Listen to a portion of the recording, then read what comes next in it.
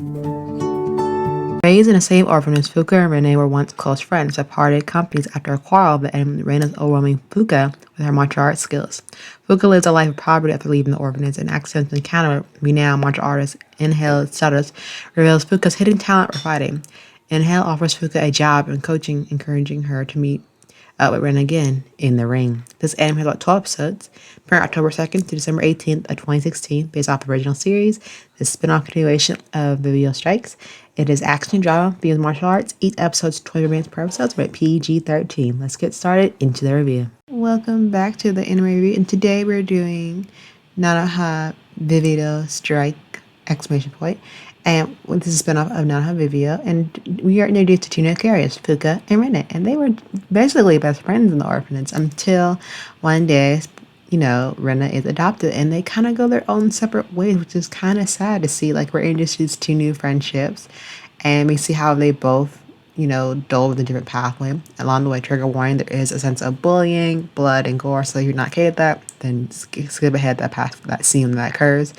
But then we see Fuka, she encounters, the previous character from the series I reviewed before, introduced to Vivia and her friends and the coach. And Eha sees that she has a potential in fighting, especially martial arts, and she brings her into her gym where she is trained and coached. And that's how she's kind of introduced to the previous characters from Nanoha ViVid. And we kind of see Fuka's development into the martial arts artist that she never knew she truly was. And I think, having that sense of really enhanced fighting skills, which she has naturally, especially her potential. And this is one way I think Fuka eventually accepts and hopes to reconnect with her childhood friend, Rene. But I think overall, we don't see that much of the fighting tour. We just see mainly of the main characters and like their training segments, and we kind of don't really get a proper arc for Fuka. I feel like as her development as this natural, martial arts artist, but then we go transitioning back to Rene, Fuka's best friend, and see how her life had changed when she does leave the orphanage to her new adopted family. And bless this little girl's heart, she was so innocent, so sweet, and she still isn't, but she basically encountered a very unpleasant experience that kind of hardened her exterior, where she kind of like built up these walls and she kind of doesn't let anyone in, sadly. And I kind of feel bad for her that way, And like I said, trigger warning for bullying. As I said earlier, if that upsets you, then you can easily skip ahead. But you see how these two girls have developed their own martial arts style, especially for Ren here. She's kind of developed a title for herself, and not in a bad way. You just see that she's just overcome a lot of grief and hardships that she's had to face without her best friend by her side, and you kind of see that. I just wish they focus more on the tournament fight, because we're introduced to some pretty cool characters in this tournament fight, and I really wish they focus on that too as well. It's might as well fleshing out, Fuka's backstory, because we got a little bit of Ren's, but not very much of Fuka's. I understand when you're, at a time crunch with only like 12 episodes, you can only cram so much in, but I think they could have crammed a lot more in.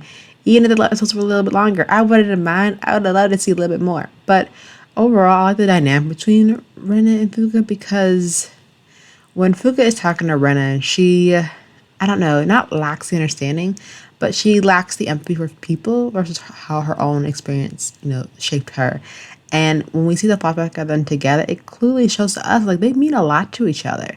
And that is the more catalyst reason for the reconnection for this plot. But I think their earlier interaction also demonstrates the both of difficulties they've had in the past and now in the future, and them trying to rekindle their friendship and that yearn for reconnecting with one another, other friendship that they once hold dear to each other, which I thought was really interesting.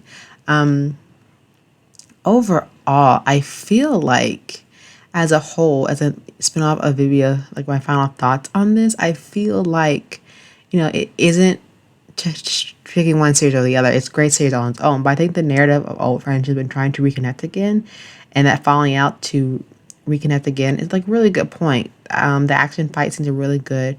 Relationship between the two characters are stunning, and by no means it's not perfect, but I think overall, I think some aspects are taken away from Fuka's originally like coming of her own, especially as a true natural born martial arts. Could have been handled very much better, but I think overall, like if they were given a chance to like add more to the series, I think they could really like flesh it out and really bring out to what it really could have been. But overall, it's a really good series. Definitely check out ViVid Strike and let me know what you think. And comment down below what anime reviews you want to review next. But until then, see you next time. Bye.